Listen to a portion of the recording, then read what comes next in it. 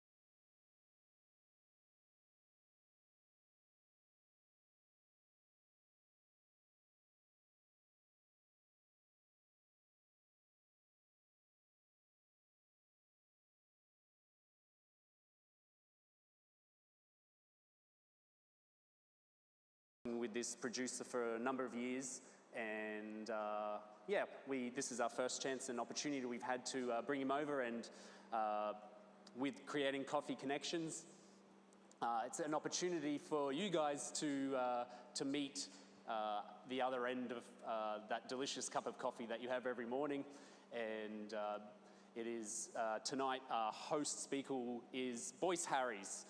Boyce comes from Kenya. He owns estates in central Kenya, and so he's with us tonight, and I'll pass it over to Boyce. He'll be leading us through a speech on life in Kenya, after which we'll get to taste some of his delicious coffees from the recent crops, and then after that we have time to Q&A, in between.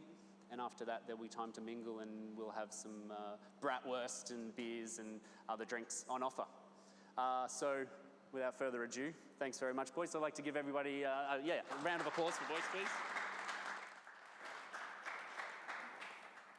Thank you, everybody.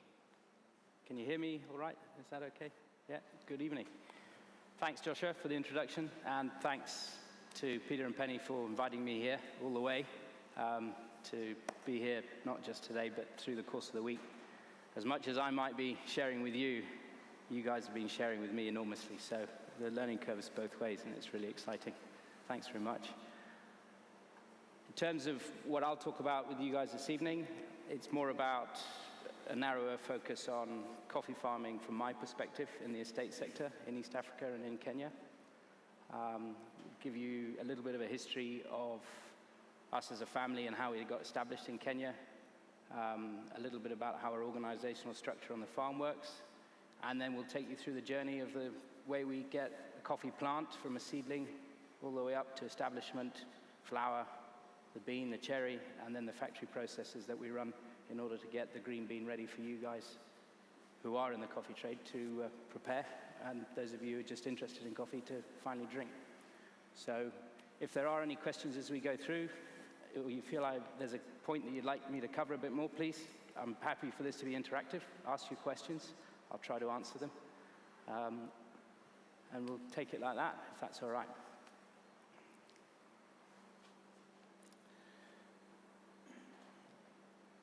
We're a family estate business. We are now into our 5th generation of farming in Kenya, and on Chanya Estate, we're on our 4th generation. Chanya Estate itself was a property actually that my family owned in the early 1900s, having settled in Kenya in 1904. And then land was sold off as the family found ways to survive, being agriculturally based, trying different crops. Some worked, some didn't.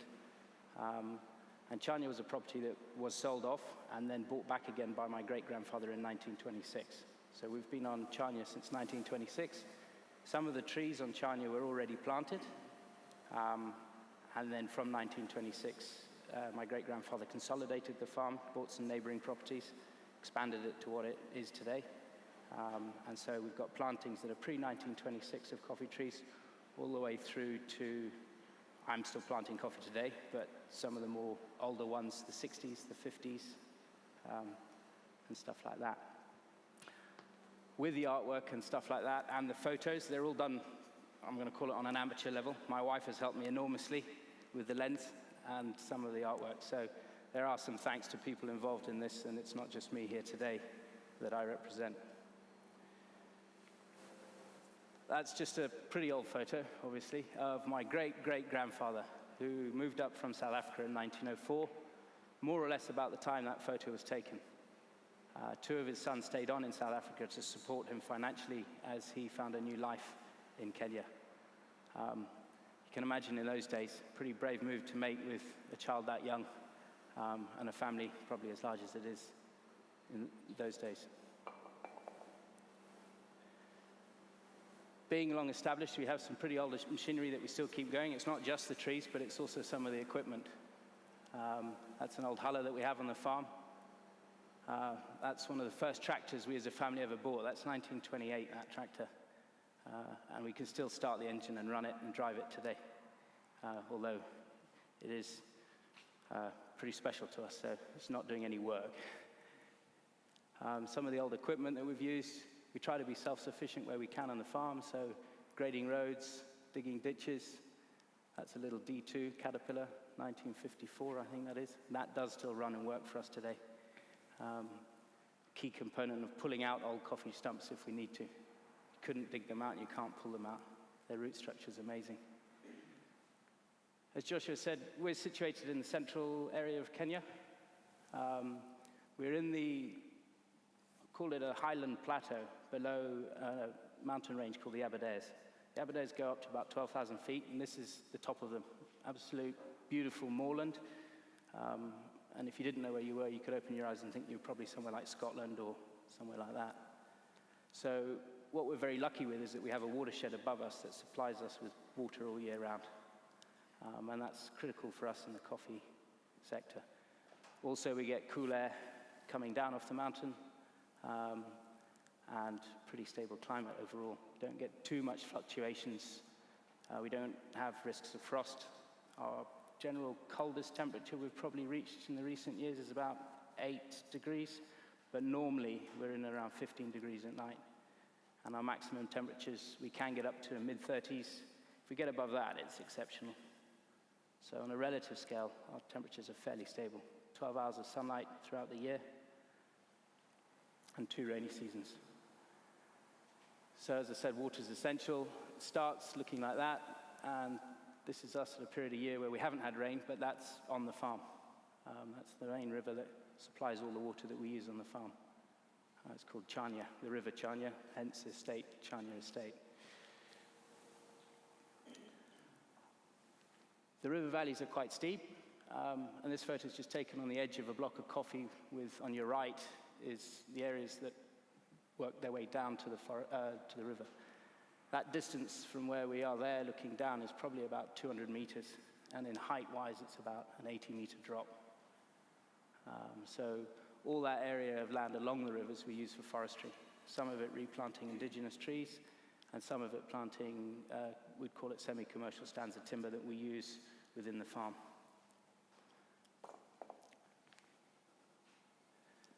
That's an aerial view of the main blocks of coffee that we've got within the farm.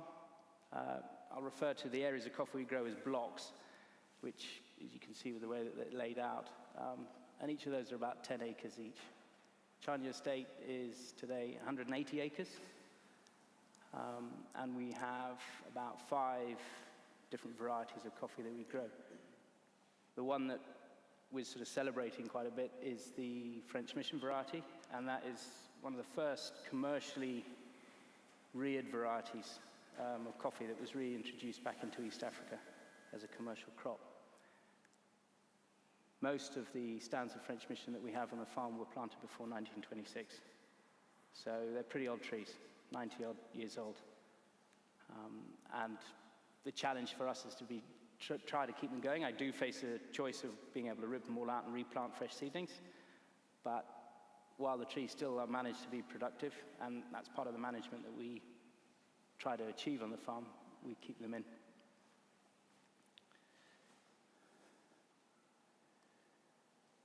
Just an example of some of the timber we grow. Eucalyptus, I'm sure you guys are all very familiar with that. And that's an overview of the farm from the opposite direction almost, actually. So you get an idea of the river.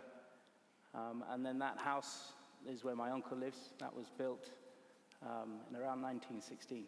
So it's got a bit of history to it itself. But you can see how we've got the river valleys and then fairly flat farmland area, blessed with some very rich red volcanic soils. And our rainfall, generally speaking, it's about 35 inches a year, split over 2 drops. Rainy seasons are in November and in April, May. Probably a larger proportion of our rainfall is in April, May, and then the second larger drop of rain is in the November, October period.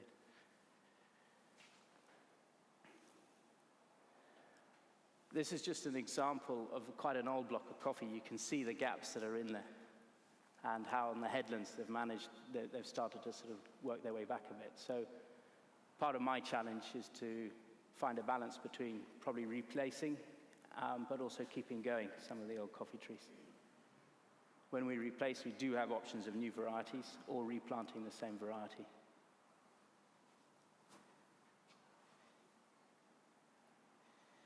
Hope no one's falling asleep yet. So just a little bit of an explanation about the organizational structure of the farm. That's a tree, and I think it just gives a pretty good representation of how things work.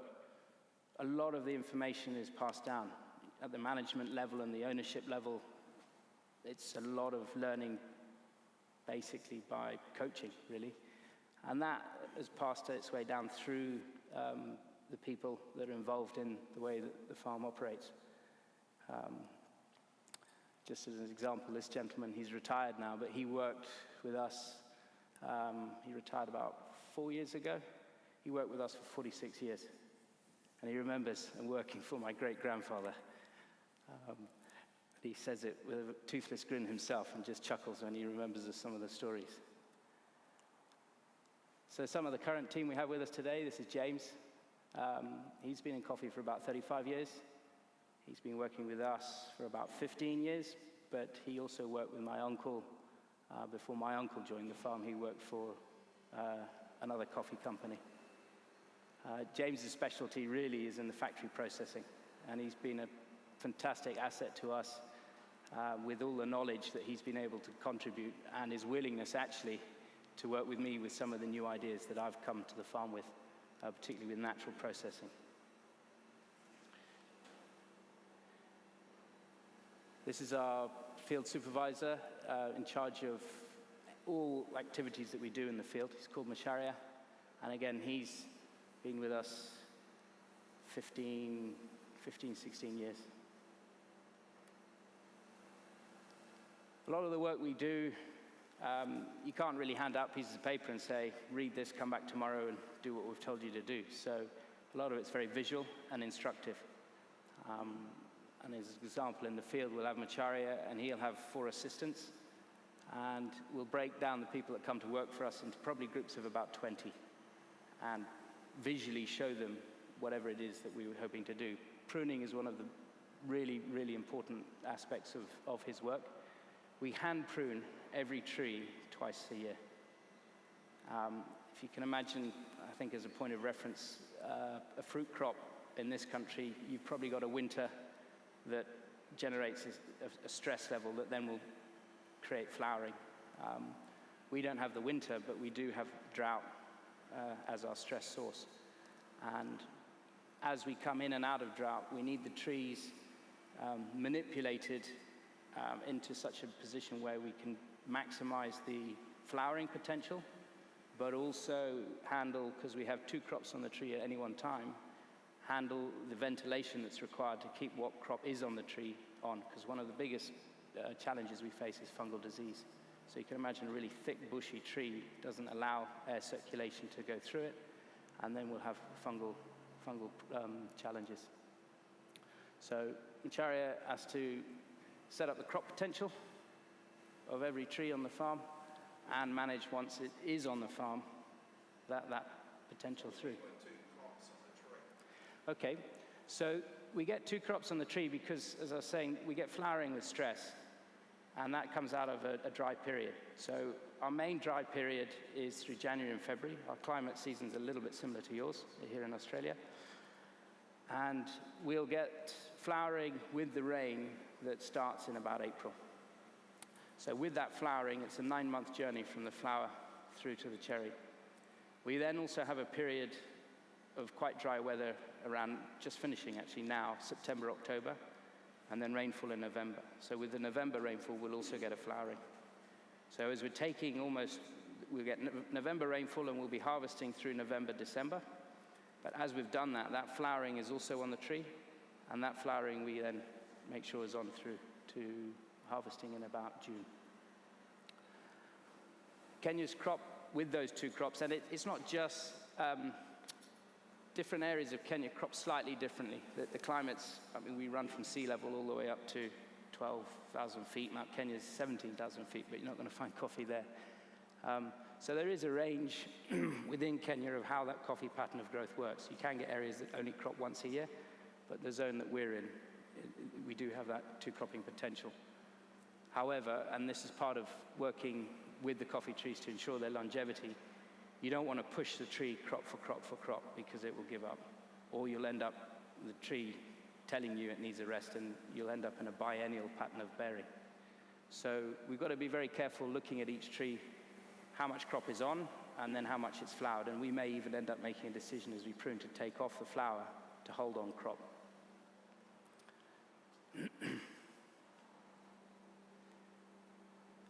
Just a few more examples. You can see there's crop on the tree. It's very bushy, and there's quite a lot of leaf litter on the ground. We're trying to open it up.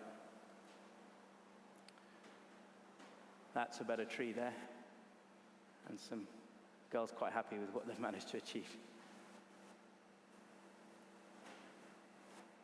So within the estate, I would say, well, wouldn't say I would say, I know that we've got 30 staff permanently employed, but of that 30 members of staff, I would say 85% of them live permanently on the farm. And then that includes their wider family. So we also try, if we can, if someone's employed for a specific role, we'll also then take on, let's say, his wife, and see what jobs and opportunities there are for her as we go along. A lot of our work is seasonal, harvesting, obviously being one of them, pruning another, and we do have quiet periods. So we have different categories of labor. We've got permanent staff who we need throughout the year, and then we'll have what we call seasonal staff that we'll take on a contract for 3 months.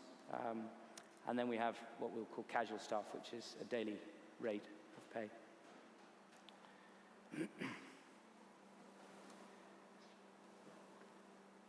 Because we have staff living on the farm, because we have people coming and going, and we have this hierarchy of management, what we try to have is a function where the lower end of the staff scale are able to communicate in almost a reverse direction about what they think of how they're sort of being dealt with or being handled, spoken to, living conditions, etc. So we have a workers' committee. And apart from myself, there are no other supervisors or management representation on that committee. So I will probably meet once every 3 or 4 months with them, but they meet every month and discuss any topical issues. I'll see the minutes of that meeting, and any issues that need to filter back to me, I'll then address. So what we're trying to have is pretty reasonable two-way communication. Obviously, in the field, it's instruction, but as we live on an estate together, we also need to have feedback of how people are doing. Just a picture of James and I discussing work in the factory. I think it's pretty clear who's telling who what there. So let's start the journey of the coffee seedlings. And hopefully we keep the beans on the tree to look like that. Most coffee we can establish from a seedling bed. And once they're established in the seedling bed, we will then transplant them into little bags. I would say that probably takes us 9 months is the earliest that we can have from seedling germination to having something ready to put in the field. But realistically, it's longer than that. I would say 12 to 14 months, because we need those little seedlings to establish a big enough root structure and also enough foliage to be able to cope with the environment in the field where they're a bit more exposed.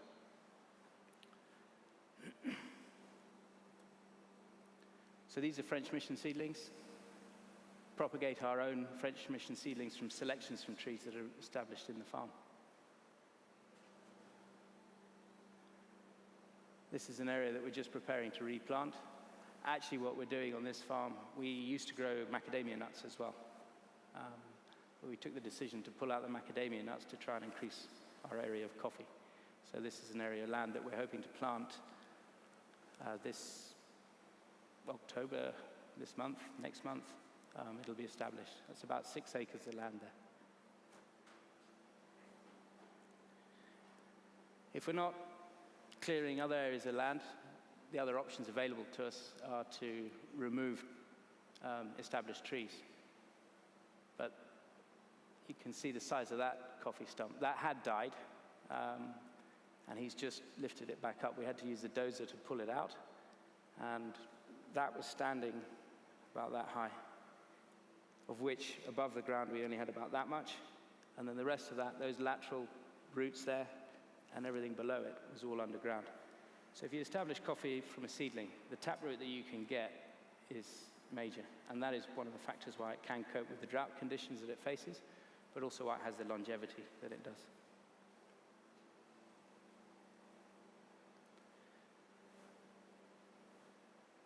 That's what a young stand of coffee would look like. What we try to do is build a bowl around the base of the tree so that when we water, fertilize, add fertilizer or soil conditioning like lime to get the pH right, it's all localized around those young roots.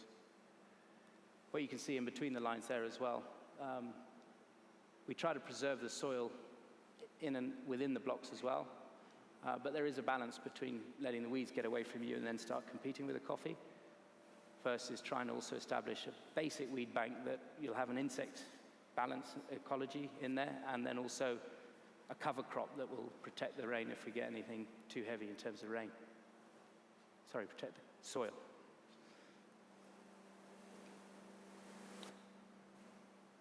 This is an example of French mission stand that we're infilling. So those are little French mission seedlings we put in. And what we've done in between the seedlings is dig holes to trap water. And one of the ways that we do that is that we get hold of old coffee pulp, which is the skins that get taken off when we're processing coffee, as well as we've got, as I showed you earlier, a small huller on the farm. So we can do a limited amount of hulling, which when you do that, the byproduct is the husk of the bean. So the combination of that, once it's rotted down, goes really nicely into those holes. And if you get a lot of rainfall, we're just helping preserve moisture. And ultimately, as well, is a beneficial part of composting and fertilization.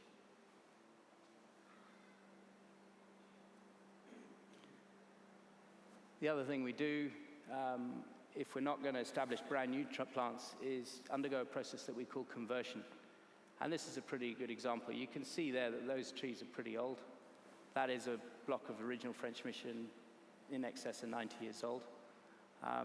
And the whiter areas that you look at on the stump are actually where we've used a chainsaw to tidy up the stump. So as a way of sanitizing the stump, making sure that all the regrowth will happen as low as possible from the tree, we will come through, leave one head on, and that will have a bit of crop on. But what we're going to do in this process now is try and stimulate growth and suckers, to a bit like pollarding, I guess you'd describe it, to come up from the base of that plant. And in that, those semi-rings there is manure that we've got hold of. We have a small herd of cows on the farm. So again, just trying to be a little bit self-sufficient. And we'll apply that. Trying to get it in when we're establishing a new cycle is what we call that. So you do a conversion to start a new cycle. A cycle is when you bring up 3 main heads, and the cycle will last anywhere from between 6 to 8 years. And then you start the process again. You probably begin a conversion in year 7, and you have a choice of undergoing a conversion over a period of 2 years or 1 year. The reason we do that is that you could come in and take the head right off and try and start afresh with brand new foliage, but the shock that you'll give that plant is just too much. And you don't know how much stress in terms of drought that you will get. So this is a good way to just keep that engine ticking over. But a synthetic activity will carry on, roots will be able to work, but you generate enough stress that it will start to stimulate its own vegetative growth. And that's the next generation of compost producers and manure producers. So rain, I gather in this area of the world that's been fairly challenging, and we do have our fair share of it at times of the year as well. Rainfall like that is damaging. It's not helpful. As you can imagine, that just takes all our topsoil away. And if we've broadcast fertilizer in anticipation of rain, you've lost it with a drop of rain like that.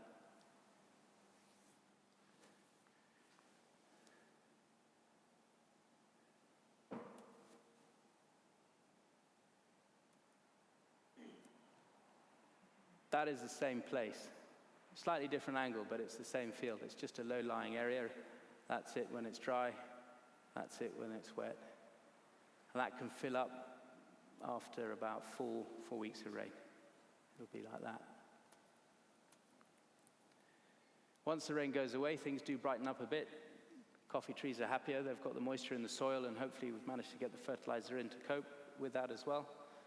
You can see there a bit that in between the lines of coffee, we've allowed the weeds to grow. What we're trying to do, though, is directly under the trees, keep that clean as possible to try to be efficient with our fertilization.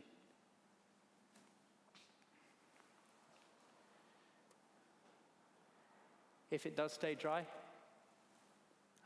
we have the means to irrigate. We have a skeleton of underground pipes throughout the farm, and then we use a system of overhead sprinklers that will move around to irrigate different blocks of coffee. That just gives you an idea as well of looking back up to the Aberdare mountain range that I showed you that slide at the beginning of the presentation. And that distance is about 30 kilometers away. But as you see, as you get closer up to the base of those hills, the terrain gets a lot more slopey and hilly. So there are smallholder growers that will have coffee up there, but you won't have the estate producers in that region.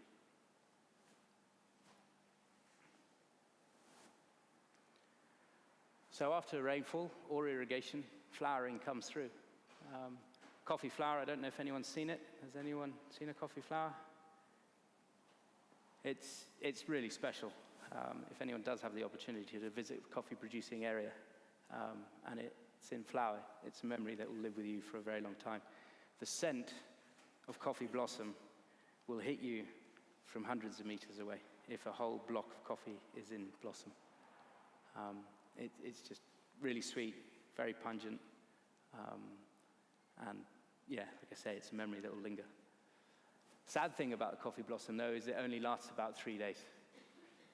So it'll produce what we call a spike under stress, which is where the tree is showing us it's ready to start flowering.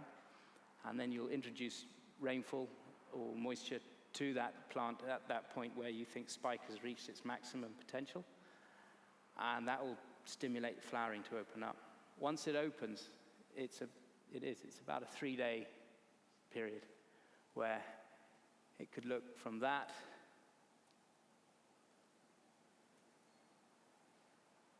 through. That's a tree that's just exploded in flower. And if you imagine every single little flower is potentially a coffee bean, or 2 coffee beans, I should actually say. It's a coffee cherry. So I'll just go back a bit and show you that. Each little one of those spikelets, once it opens, has the potential to be a coffee cherry.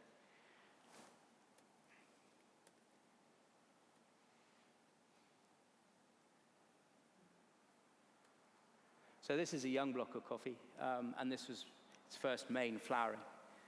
As they get older, as we explained about the 2 crops on the tree, you'll get a bit more of a balance of flowering on that tree.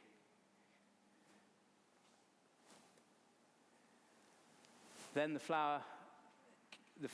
coffee plant is self-pollinating. So you did see a picture of a bee, and we're very happy to have them on the farm, but they're not essential to the production and fertilization. It's self-pollinating. So once the fruit is set, we have what we call a pinhead. And I think if you look at that photo, I don't know if there's another one, there you go. We have the beginning of the bud, if we want to call it, of the bean. We can have the coffee bud or the coffee pinhead at about that stage through to that stage, sit for around 6 weeks. So if we get an unexpected fall of rain, big thunderstorm, and we have a burst of flowering, we have a 6-week window where we can wait and hope for more rainfall before we have to make a decision of whether we now start to support the plants that have flowered to keep that bean going, or the pinhead will drop off the tree. Once you start introducing water after that 6-week period, or earlier, depending on your climatic conditions, swelling of the coffee bean begins. And really, this is the formation of the material that will then form to become what is the coffee seed, or the coffee bean, as you guys will get to know it. And moisture is essential, as well as, excuse me, the extremity of temperatures during that period of swelling. Moisture introduces the potential for a very bold bean, so lots of density to the bean, whereas drought can introduce a factor where the growth might speed up so much that if you don't have the moisture level to keep up with that level of growth, then the shape of the bean and the density of the bean can start to be affected. So there's a balance in the temperature, and there's a balance in the amount of water that's available to the plant that really do help the coffee bean develop. And back to the question about 2 crops a year, in the central region of Kenya, traditionally we have a very cold period through August, July and August. It's overcast and cool. So our main crop, as we would describe it, we would like a very heavy flowering in the April rains, which is also our heavier rain, so we've got a larger bank of moisture that stays within the soil. We enter a cool period of the year, moisture's still around, swelling of that bean can happen, but it's a cool period, so the development of that bean now is fairly slow and controlled. Temperatures don't rise too quickly, and that bean now has an opportunity to produce its maximum potential in terms of size and density.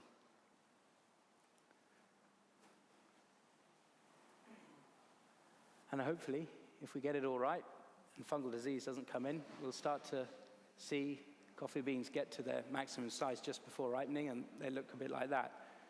What you end up seeing is along a branch is spikelets of about, clusters of about 10 beans.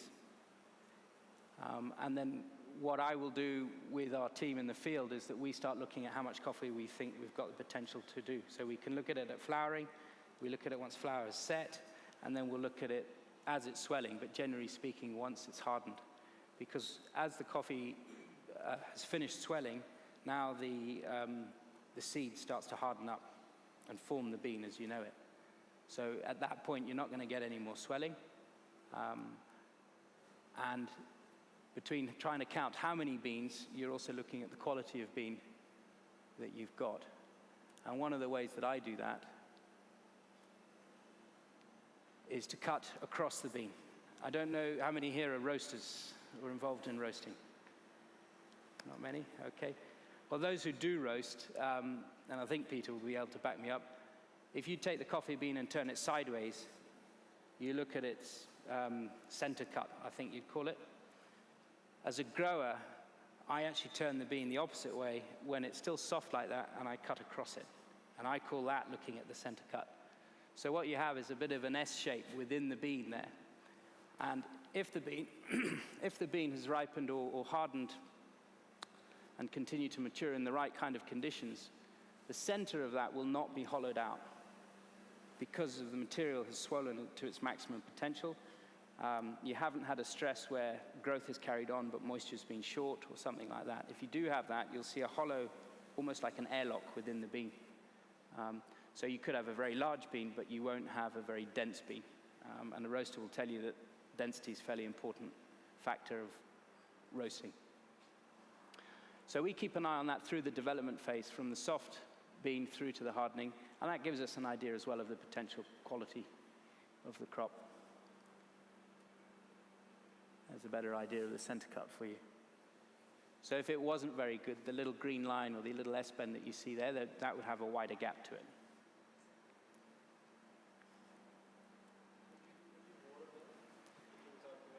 You would, yeah. So when we get to the stage that this bean's in, there's not much I can do about it because it's gone into a hard stage now. It's formed. But as it is swelling, you do keep an eye on the way that the shape that is going, and depending on weather conditions, yeah, you would.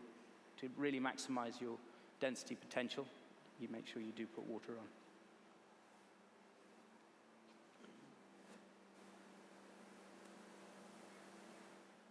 So ripening happens, and this is a fairly evolving process, I'd describe it. It doesn't just sort of happen overnight and you can walk into the coffee tree and take everything off it and off you go. We'll harvest over a period of 6 to 8 weeks. And in that 6 to 8 week period, ideally, we'll be getting around the trees once every week. So you've got 6 to 8 passes, probably a few more. Start slowly, and for the specialty world, what we try to do is pick the very middle of our harvest when the bulk of our beans have reached their maximum ripening potential.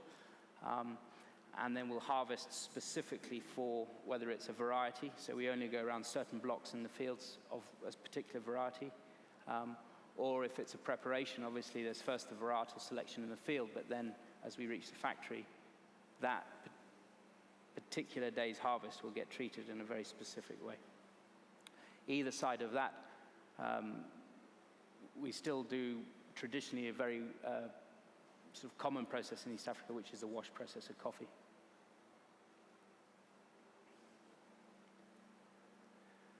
So that just gives you a bit of an idea of the ripening stages that the coffee passes through. Unfortunately, the green bean, but I think you've seen a few of those already now, but is hidden away. But bean ripens through to that stage. And the idea is to try to pick what you think is the best ripening stage for actually each variety. What we're learning more and more, and this influence has come through with the feedback from the specialty sector with cupping and different processing methods, is that it may not necessarily mean that a red cherry that looks like this suits every single variety. Some varieties might prefer to stay on the tree a little bit longer and go into what almost might look like a very overripe stage, Other varieties might benefit from just a slightly younger harvest, where you've probably got a slightly larger amount of mucilage around the seed. So what's happening in that process as well is that the best description, I think, if you're not familiar with coffee, is if you imagine something like a cherry. But we don't want the flesh that's inside the cherry, we want the seed that's inside the cherry. But we still have that flesh develop. So our challenge is to remove that flesh that's developed, and that flesh we call mucilage. The two ways that we do it at Chania is to either dry off the mucilage in the sun with the skin still on the cherry, or to remove that skin from the cherry and ferment off the mucilage in tanks. And I'll take you through that process as we reach the factory.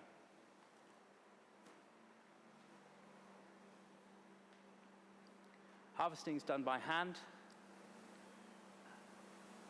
and we'll have groups of workers go around picking, and in peak season, picking will be done on a piece rate basis. So it's based on volumetric amount of, or quantity of beans harvested. Either side of that, we'll then operate a system where we'll employ people, like I was explaining, on a daily rate. So we pay them a specific rate for a day to achieve a certain amount of work that we think is a fair objective. So at the end of the day harvesting, we'll measure out the coffee. When we're doing this, everyone will go through what they've picked and sort out the coffee beans. In amongst it, it's inevitable. That's a fairly small group of harvesters that I showed you there, but we can have up to 150 people in a day picking coffee. And each one of them has the potential, on a really good day, to pick 5 or more of those yellow buckets that we'll measure. So it's quite a lot of coffee they've got to get through. But in that process as well, because they're based on volumetric incentive, our challenge is to not have them pass through so quickly that they damage developing crop on the trees, pull off leaves and things like that, and also that they pick what is ripe and what is within the scope that we'd like. And that's where Macharia and this team of supervisors come in again. So we'll measure out the coffee. We're doing that, and that as well gives us an idea of how much green coffee at the end of the day we'll get. There's a way of doing a ratio of the number of these buckets to how much green coffee. And when you finally do weigh your coffee, against that ratio, you also get an idea of how dense your coffee is or not. I mean, the simple basis being, if it's not very dense, it's going to take more of those buckets to reach a ton of green coffee. If you've got quite dense coffee, it's less number of buckets. So that's ripe coffee, ready to go through the factory. The plinth that the coffee's on there, we call a hopper. So it's a collecting point, and from this point now, we begin the factory process. What we're going to see here is the wash process. That's what's left over at the end of the day. So the pile there of material is all the sorted leaf, litter, and unripe beans that we wouldn't want to affect the fermentation process when we go through the wash process of coffee. This is just an overhead view of our smaller estate that we have. It's called a Riti estate. But I just thought it was a good example to show you in quite a compact way how a coffee factory might be laid out. At the bottom end of the photo there where the buildings are, that's where we would call the hopper. And the hopper leads through into what we call a pulper. A pulper for us is a set of rotating discs that will rip off the skin of the cherry and separate the skin from the coffee beans. The beans will then pass through into that little pie-shaped structure there, and those are little tanks we call fermentation tanks. So beans will go through to that, and in the bottom left there, next to the palm tree, it's actually a big stand of bamboo, actually, rather than a palm tree, but is the pulp heap. So the skins move out of the factory and get deposited on a heap. We have a series of pipes, and a best way to explain it is a sieve. So water will carry the skins up onto that, drop the skins onto a sieve that's at an angle. The skins will roll off, the water will drop down into a tank and get recirculated into the system. What we're trying to do is be as efficient as possible with our use of water. We're lucky that we do have year-round supply of it, but we're also aware that it is a limited resource, and it does cost us to use it. So between the two, from an environmental perspective and an economic perspective, we need to look after how we operate with water. From the fermentation tanks, we have a washing channel. That's that long blue line that leads towards the little black tanks that you see. And those black tanks are soak tanks. And I'll, next couple of photos, just try to explain to you the process of a wet mill process of coffee. But from there, we'll move through to moving the coffee onto drying beds. So all of those little lines that run left to right, those are all little waist-high coffee beds that are the sun-drying African beds that you probably hear a little bit about. What we have on this farm, because the space is limited, the larger square there in about the center of the photo is actually a dryer. So we can use a mechanical dryer if need be. What we tend to do, though, we'll only use that if it's raining when we're harvesting, and we need to achieve a point where what we need for what will be parchment coffee, we need it to become what we call skin dry. Again, we'll come back to that when I show you the next few slides. So what we do is pass air over very fast, blast it almost, and that just dries the outside layer of this coffee bean. Then we'll come back and, when we've got the sunlight, try and use what nature gave us. This is what pulper looks like. I've taken this actually in mid-season. You can see on the right that what we do is a whole maintenance program. We dismantle the whole machine every year and rebuild it again. We can't have those breaking down in mid-season. And also those discs do wear down. So there's bearings, there's belts, there's the discs, all sorts of things there that, if operating correctly, will give us good quality coffee. If they don't, they can damage your coffee. If you imagine that the period from flower to harvest is 9 months, and you put it through that and you start shredding your beans, I think that Macharia wouldn't be very happy with us. So that's a very important part of preparation of the factory process. This is what a washing channel looks like. We're using water again. And very simply, what we'll start to do, particularly with, those are actually naturals that we've got in the washing channel. But this is an example of wash coffee here. So we've taken the pulp off. The coffee beans have gone into a fermentation tank. They stay in the fermentation tank minimum of 12 hours. It can be longer, and it depends on the conditions. What we're looking at is that the mucilage that I've explained is a sugary coating around the bean, and it's slippery, and it sticks fast to the bean. You can't just sort of peel it off or anything like that. So the fermentation process is an aerobic process that breaks down the sugars, which is what makes up this mucilage, and it naturally will fall away. Every morning, the following day after a harvest, we'll come and physically just feel those beans, and you can feel it start to feel gritty and sandy. If it's not ready yet, leave the beans till that process is complete. Once it is complete, we have to wash off that sugar, and we also have to stop the fermentation of those sugars and what's happening around the bean. And the way that we do that after washing the beans is to seal them under water. So that's where the soak process happens. So we have an overnight 12 to 14 hour period of fermentation, and then the following day we'll put them into a washing channel, which is just, very simply a long channel like that. And what we start to do is grade out the coffee. If you imagine that water's flowing down that channel and you put the beans into it, the lighter beans are going to get carried forward faster, and the heavier beans will stay down behind. So we'll agitate up against the flow of water. Lighter beans, some of the skins that may have come through, they'll roll ahead of themselves, and the heavier beans will stay back. So we put little planks along the washing channel and hold back the water, and gradually we start to separate out the quality of coffee that we have.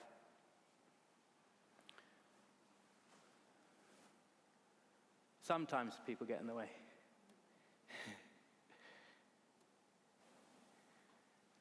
So once fermentation's happened and we've soaked the water again, now over another period of 12 hours, now we're ready to put the coffee onto the drying beds.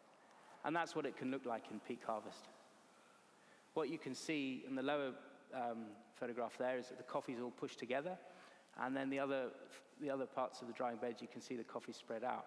So first step, you put a very thin layer on the raised beds, and you try to get what you hope is a skin dry level of coffee bean. After that, as you've achieved skin dry, you don't want it now to dry too fast. So what we'll start to do is bulk up the coffee on the drying bed.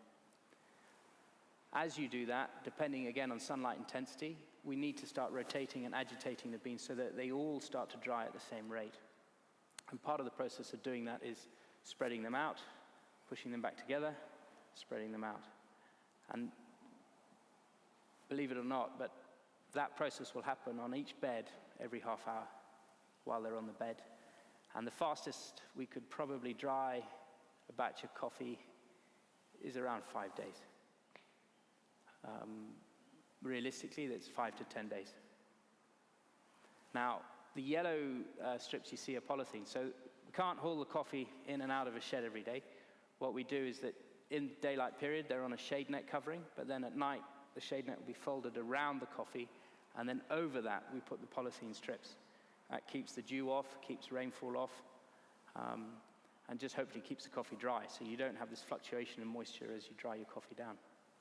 Another thing that we will do is if it's very hot and very sunny, the parchment that's around the bean can almost get sunburnt, believe it or not. So you get a straw-like color around the parchment. And what's going to happen there is that the outside of the bean will dry very quickly and the inside of the bean won't have dried enough. So you get this uneven moisture level through the bean, and that can affect your roasting and your quality at the end. So if we have conditions like that, we'll actually just come and fold the shade net over the beans.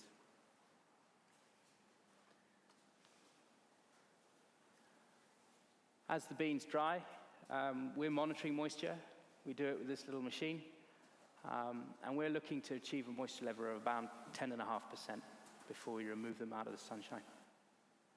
So every bed will get moisture tested when we reach a point where we're thinking we're in that zone.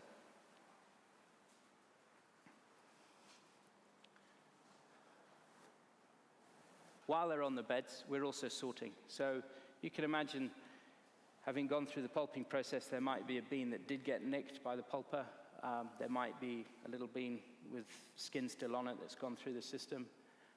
And also within it, there might be the odd bean that's got some insect damage and stuff like that. So we're not only turning over the coffee as it's drying to make sure that moisture level just graduates down in a gentle decline, what we're also doing is a quality assessment.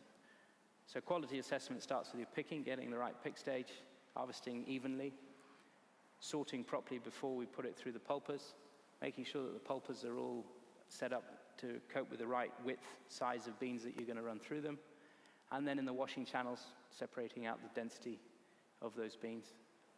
Finally, through to the drying tables, again, hand selection, hand sorting. So what's left is a parchment quality coffee that we hope will be of the right standard to be able to produce or send an offer to specialty roaster. This just gives you a bit of example of something else that we're going to start to look at. So I've explained a little bit about the wash process of coffee. And I've spent a lot of time on that because the bulk of East African coffee is produced like that. Some of the other things that we as an estate have started to introduce are two other processing methods. And it's something that I just read a little bit about in Central America, South America, and decided why don't we have a go with it. No one really does it, but let's have a go. One of them is the honey, and this is our newest effort, but the other is natural processed coffee. And that's that collection at the end. So what would be a natural processed coffee? Well, when I first suggested it, that was the look I got.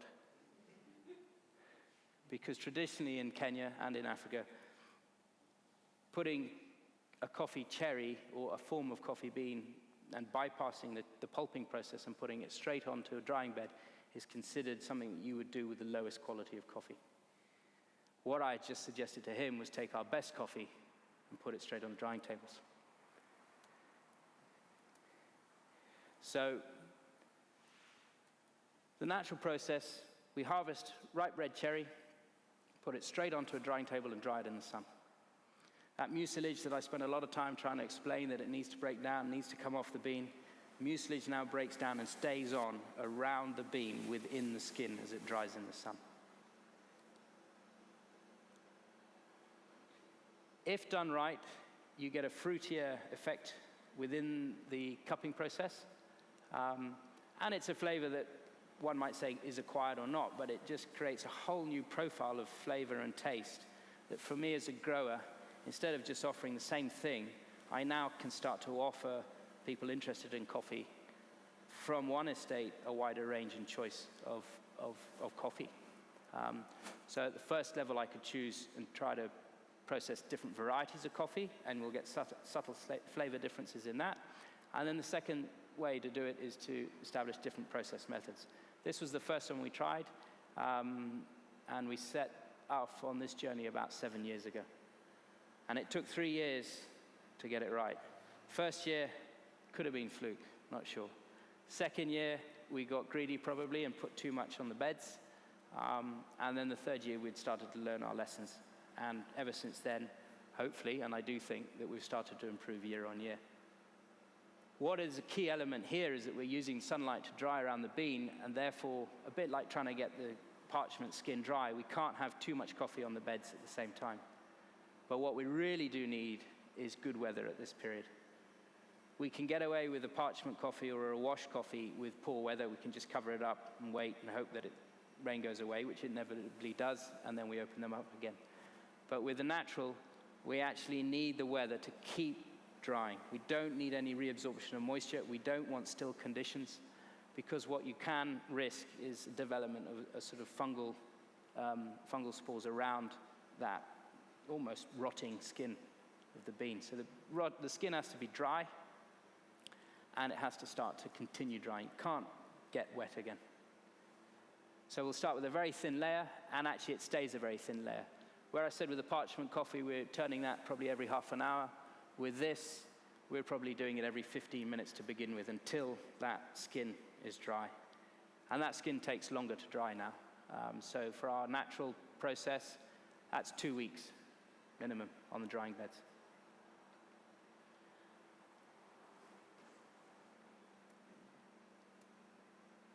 So honey's the other one. And honey is something that we're just setting off on our journey on.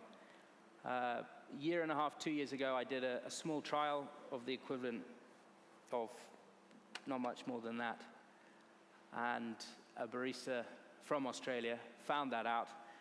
And the next thing, he had plastic bags coming out of his pocket, and he was jumping in there and taking handfuls, saying, I'm going to try this. So it was pretty clear that this was an exciting prospect that we were trying.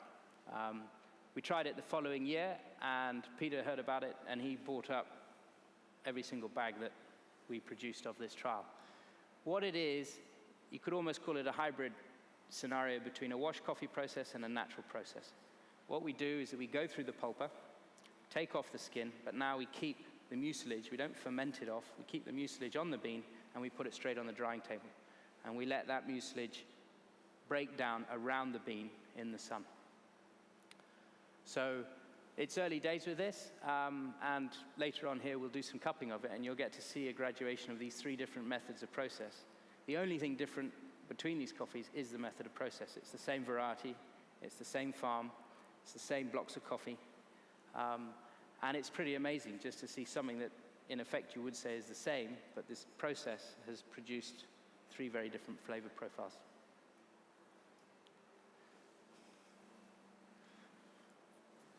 Once coffee is dry, we need somewhere to store it. As I've mentioned, reabsorption of moisture is not something we want to achieve, so we need to keep and store coffee in an area where airflow is continuous. And what we actually have are these sheds that are built out of timber, and you can see a sacking there that's stitched together. It's very similar to the material that we use for the sacking of coffee beans, and what it does is it just allows airflow through the coffee. So we keep them in sacks, and also in an environment where airflow is continuous, rather than having them. We could invest in having great big bins, but now you have to generate electricity to pass air through using fans and things like that. We're just trying to stay as natural as possible. Once coffee is ready, we sack it up and we send it away from the farm. This is about the last point that we reach in our hands-on involvement with our coffee. So this is a storage facility. We store, like I said, we'll store it in that environment where the airflow can pass through it, but then when we're ready to send it on to a coffee mill, we then sack it up into 50-kilo sacks, measure and weigh it. For some strange reason in Kenya, we're still pretty fixed on systems that were established 50-plus years ago. Some of those are good ideas, but some of them in today's world need to be sort of reevaluated. But we get each sack weighed and measured to 50 kilos. We'll travel 50, 60 kilometers to then open up that sack and drop it into a tank that will then go into a silo. So here, for me, I would rather the opportunity to do bulk transportation of one lot of coffee.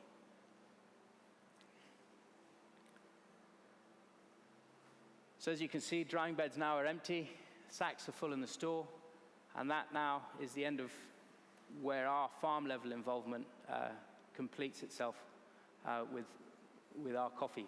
What will happen next is that it will go to a mill. The mill will remove the parchment, which is a skin around the bean in the traditional washed coffee, and also the honey processed coffee. And then you end up with a green bean. But the green bean now will then pass through a series of sieves, which will separate out the size of the bean, and then go over a series of shakerators, we'll call them. And what they're doing as they shake the bean is that they're called density separators in the technical term, but what they do is they separate out the density of the bean. So we have a combination in Kenya's grading system of trying to sort out dense beans, but also sizes of beans. And we have a system that labels them, an AA is the Kenya's heaviest, largest bean, or densest, largest bean, I should say, all the way down to a bean that is very small. A small bean doesn't necessarily mean it's a poor quality bean. So you may have heard of pea berry. That's a very round-shaped bean, so it fits through a very small screen size, but it's also a very dense bean. On the other hand, you could get a different grade of bean, which is very large, but as I explained in that drought process, it may have hollowed out in the middle. So roasting that's a bit more challenging. And that is probably one of the reasons, well, there's several reasons why Kenya's coffee attracts a premium in the world market. One of it, I think, is the attention to detail that you see that goes through in the preparation of that coffee. The second is what we're blessed with by nature in terms of the soils that we have and the climate conditions we've got. But also, once we reach the milling process as well, I think that the milling helps us separate out even further the potential qualities of coffee that's available for someone who's in the roasting trade to be able to look at, identify, pick out, and either identify in a unique way or start to play with combinations of different grades as well. Yeah. Is the milling done specifically farm by farm, or is it a... Yes. So it can happen in two ways. At the co-op level, which is not in the estate sector, and we can talk a bit about the co-op level a bit later on, but what would happen there is that you've got very small growers that might deliver anything from, let's say, 50 buckets to 100 buckets. But trying to keep that separate when, as a co-op, he's a member of one of the thousands of growers, theirs will probably get consolidated. For a grower like ourselves, or an estate, we're identified individually. So our coffee will go to the mill, and then what starts to happen is, there's a traceability process, in fact, even on our drying beds, as we've dried the coffee. But further on from that, that delivery or shipment of coffee will get a descriptive number. We call it an outturn. And then within that outturn, there'll be a series of grades that outturn then produces. That is the beginning process for us for selling on the coffee. And the bulk of Kenya's coffee still is sold at an auction. So you'll have the outturn number, the grade, the quantity of that grade, and the grower's identification mark. So they'll know which farm produced it. They'll know the outturn, which they can reference back and see what time that was delivered to a mill, the weights, etc. So it's highly specific. Exactly. Yeah. Yeah. And it is for co-ops, but it doesn't go all the way back to that specific grower, unless that grower is large enough that he can justify that volume.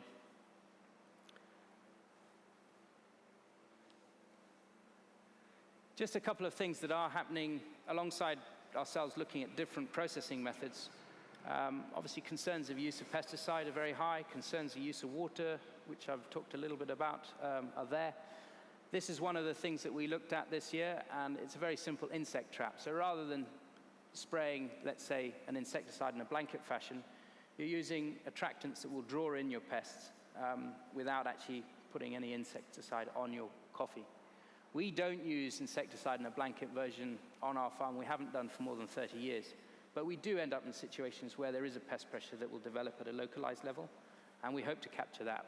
If we do have a problem, we'll start going through physical means of sorting out that pest, cutting off the material that has the pest on, using soaps and things like that. But as a last resort, we would probably have to use an insecticide in a localized fashion. Carrying on from this, there has been some development through the horticultural industry, actually, because Kenya is a very big producer of flowers to the European market. and also vegetables.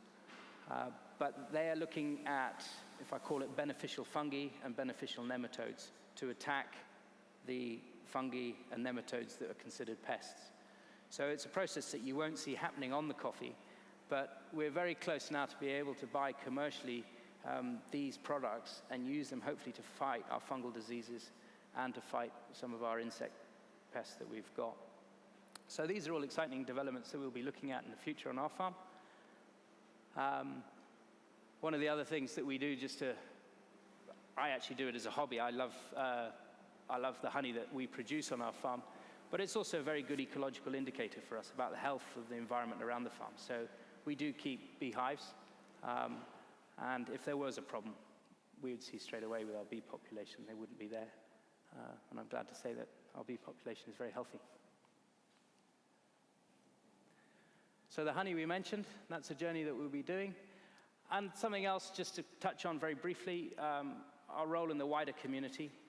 Having been in the Thika area for more than 100 years, and on that particular 1926, I don't think necessarily we'd still be there, not just if we weren't good at what we do, but also if we didn't have the support of the people around us, because we rely on them very heavily. As you can see, we're very labor intensive, and if they didn't want to come to work for us, they wouldn't, but fortunately they do. So this is just a photo of a school that we support. We donated land and then got financial assistance to build the infrastructure of what we call a vocational training school. It's got about 40 pupils in it, and it's boys and girls. There's a boarding facility in there.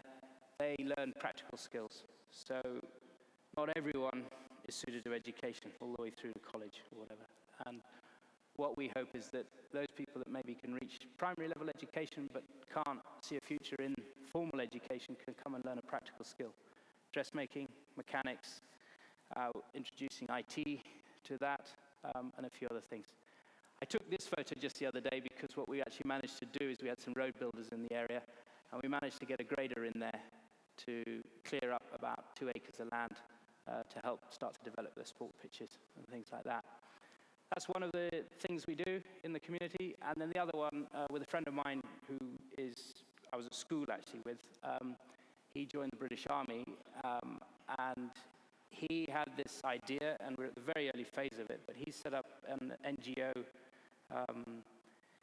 called Support Sport Africa, a bit of a tongue twister. But really his concept was not to get too involved in the financial side of things, but to give kids an opportunity to play sport, learn the understanding of teamwork, and give them the means to be able to do that. So what he's started to do, and we received our first shipment last month, is to look for either second-hand or donations of sports equipment. So I'll be identifying schools in the area and donating that to the schools for them to have their sports facility. So the two tie in quite well. Generate the sports facility and provide them the sports equipment to be able to play. I don't claim to be an educationalist or anything else like that, so I'm not going to get involved with the classroom. But I think sports, from my perspective, are a very healthy part of life. So that comes probably to the end of what I've got to talk about today. I hope we've covered rather briefly the whole process there. Thanks very much for listening, and if there are any questions, please fire away.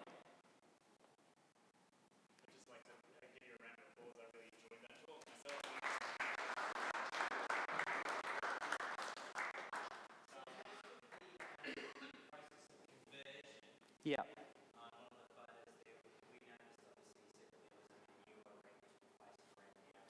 Yeah. It is a bit. So, probably go back to find that for you. The reason that it is like that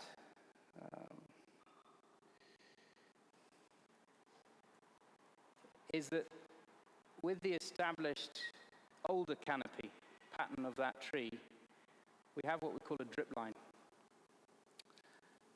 And what we try to do when we apply fertilizer is to reach the point where most of the moisture on a tree will congregate. So if you look at a tree like that one in flower, the pattern of rainfall will come down, hit the crown, start to work its way down the leaves, and you'll end up with a drip line around the tree at almost the widest point of what the existing canopy is.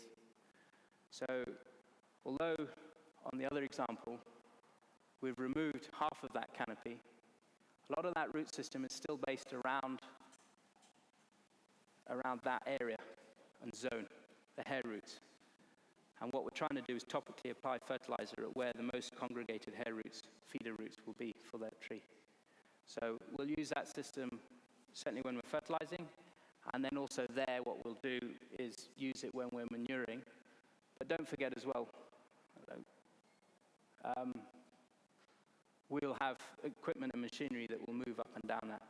What we do here as well is, you can see the pruning material on the right. All our pruning material, except for the thick main stems, goes back onto the soil. We'll have a machine that breaks that all up, and everything just returns itself back into the soil.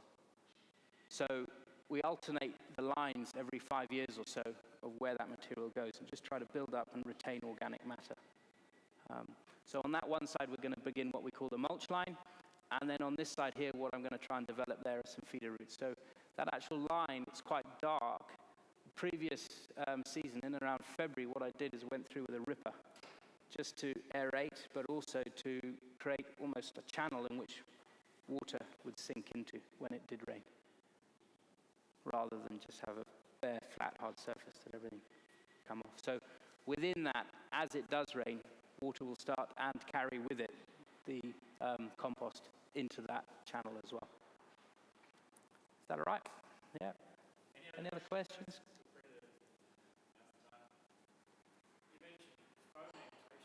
Sorry, second? Fermentation. Fermentation, yeah. So a bit like wine, sugars, interaction. Don't want to get too far down the wine story because I'm not a winemaker, but it is an interaction of sugars.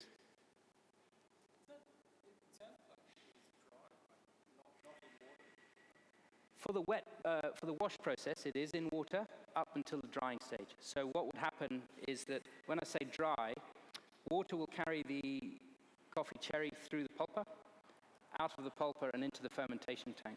And at the fermentation tank, water will drop out and drain out. So it might seem to be dry, but don't forget that that mucilage around it is very wet and slippery. It's not sitting in water, no. So we call it an aerobic fermentation on the basis of that factor. Yeah. Yeah.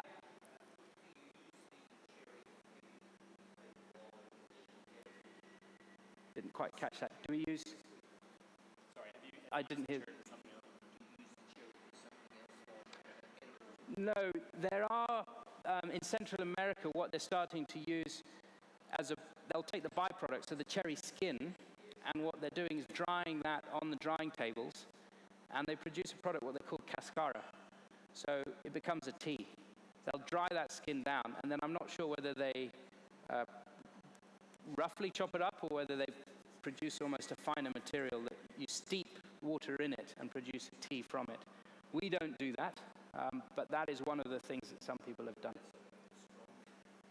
Yeah, well, that'd be quite nice. I think we'd need to collect the sugar aspect of that and have a go. But yeah, that'd be quite nice. A coffee gin or something like that would be pretty good.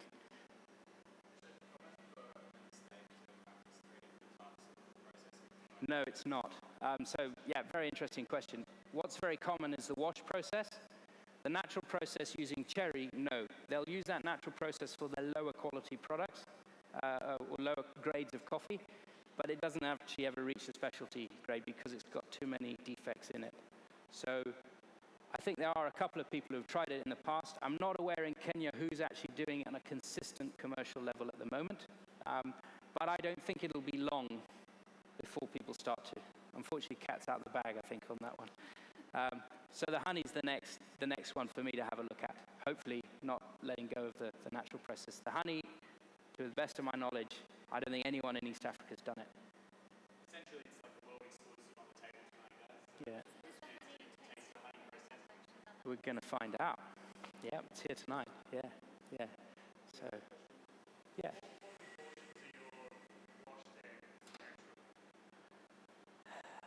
I think at this stage, we're still probably in the region of 80-85% washed. Naturals between 5 and 10%, and then we'll be looking to do the extra 5%, probably start slow with the honey and build it up. We do have a space constraint when we do naturals, because as you can see how bulky the cherry is, and we're putting it on the same drying tables that we've also got wash process coffee alongside. So then we end up with a space competition happening. And we've got to be very careful that we don't start to compromise the natural. So it's a bit of that, and also it is because I'm headed down a route with the natural coffee that I don't have another alternative to except for the specialty market. It's absolutely critical that I produce something that I can sell to the specialty market. So in doing that, we have set ourselves a limitation on not being too aggressive in trying to do too much, too fast, and tripping up, because I have nowhere else to sell it. If I do sell it, it would go back into the traditional system of sale. And as an example, I would take a 10 times less sales discount situation. Even less than the coffee that would be the wash process coffee. Yeah, 200 or 300% less than that. Yeah.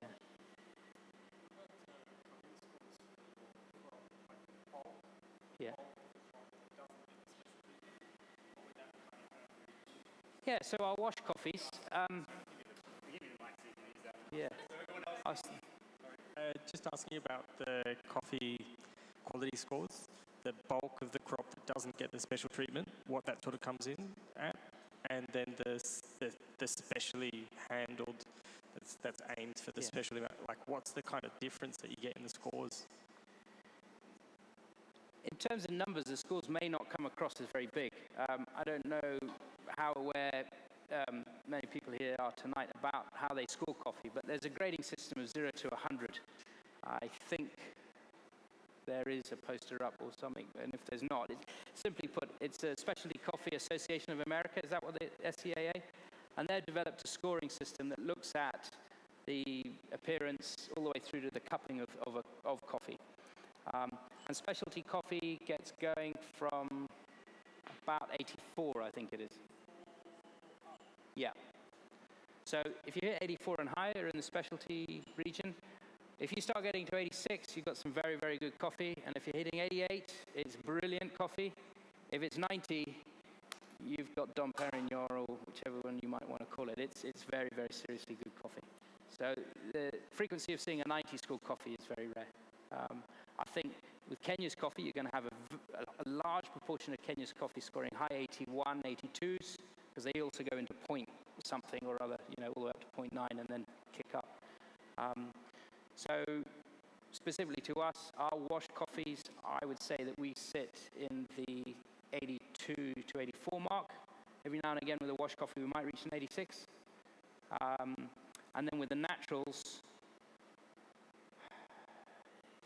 83, hitting 84, up to 88, I think we've had before.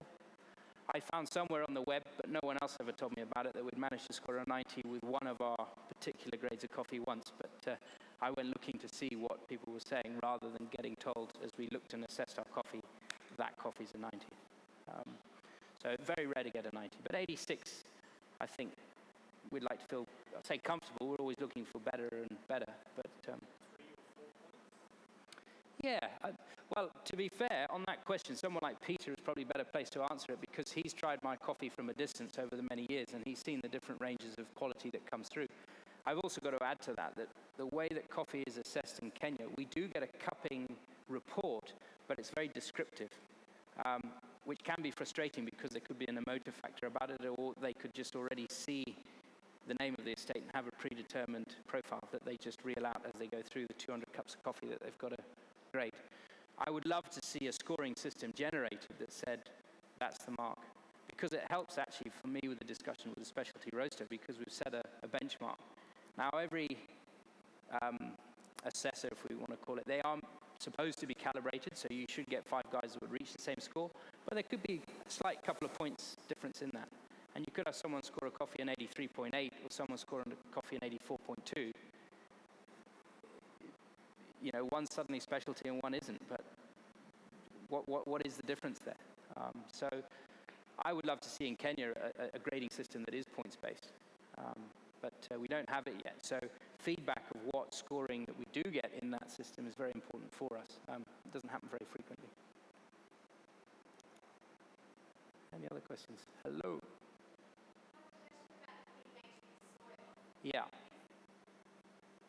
Interested. Is that working?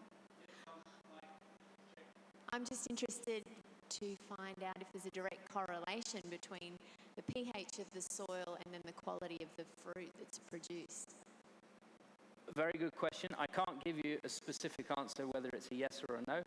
I can tell you that a lot of Kenyan coffee growing areas, soil pHs are very low, very acidic.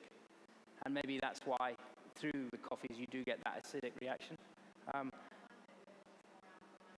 Yeah, no, we're very acidic.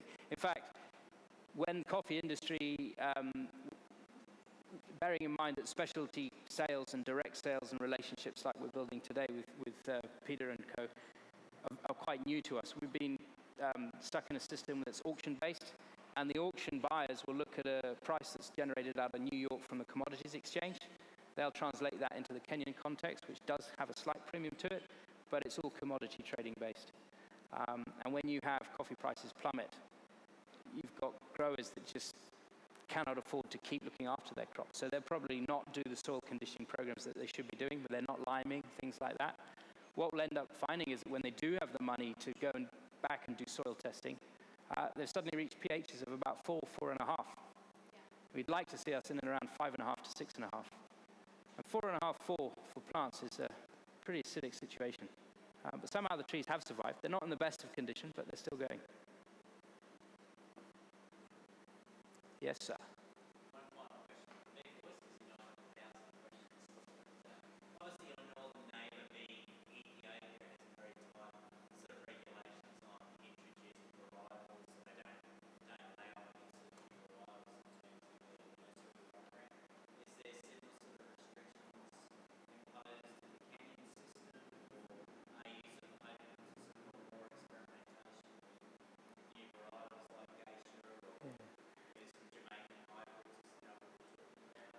At an individual level, I'm very interested.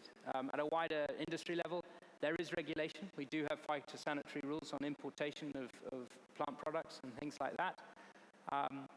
We also have a research body that, frankly, could probably be a little bit more organized in communication and also in innovation.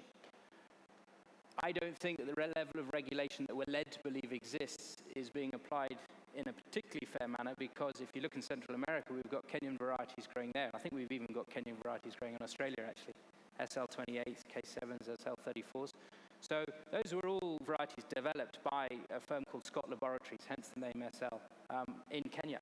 So those have found themselves around the world. And now we've got this really exciting specialty industry that looks at variation within varieties and stuff like that. It'd be great to have some cross-fertilization of that innovation and have some varieties back to try. But the little inquiries that I've made have led to some sort of cautious and rather not very enthusiastic answers. So then does that sort of put the Kenyan industry into some sort of level of sort of jeopardies like we've had in Central America, but there are very narrow genetic diversity of planting. So obviously when say something like coffee rust disease kind of makes its way down into the sort of the harvest or into the plantation, it spreads very quickly because there's not a lot of genetic diversity. That is something that is sort of coming on the radar now. Well, I think it already hit the radar, honestly. So we had French Mission, was a bourbon background coffee, developed through to SL type coffee. And then with the SLs, as they were developed, and with the interest in planting coffee meant that experimentation happened at wider ranges of altitude, we have a disease that is our biggest threat. It's called coffee berry disease, very original name. And what that bean, and the bean will just drop right off the tree onto the deck. And you can have losses of up to 80% if you haven't done any protective measures against that. So our biggest threat for Central America, it's the rust, roya as they call it, I think. For us, it's CBD. And that actually developed as a high altitude disease, and it worked its way down. So CBD is throughout the Kenyan coffee industry, and what they did and finally developed in the early 90s was a variety called Ruru 11. And in order to try to get out of the genetic strain that was getting hammered by the fungi, they introduced Robusta into the breeding program of the Arabica bean. So you had this hybrid variety that had a Robusta strain in it which led to resistance to CBD, but then from a quality perspective, people were concerned that the Robusta introduction now compromised the quality of what was a very good coffee in the pure Arabica SL strain. From a farmer's perspective, we were very happy about it because it meant that 30% of your growing cost was immediately cut out. And actually the benefit to the farmer was even higher because if you think about the cost that you were saving in terms of fungicide application, you were also getting the increment in yield because that coffee bean stayed on the tree. We will spray our coffee against CBD, but it's not 100% controlled. And the only means we have to protect it is a preventative arsenal of products, fungicides. So if you have weather conditions that just physically don't allow you to get into the field, you could have 4 days of rain, 20, 25 mils each.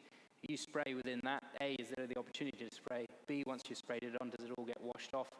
And C, can your machinery actually physically get in to keep spraying? So we do get CBD still, but not to the extent that we don't have a way to try to limit that effect. So in terms of the breeding, back to your question, I think it's already hit us. I think that the biggest challenge that Kenya's coffee producers face is a fixation on one processing style, while the rest of the coffee world are exploring this just spider's web of possibilities. And within that possibilities, as we explained there, yes, there is the varietal interaction, and I think there's also the processing interaction. I think very quickly Kenya could make itself even more attractive than it already is by increasing its range just purely by looking at experimentation and processing.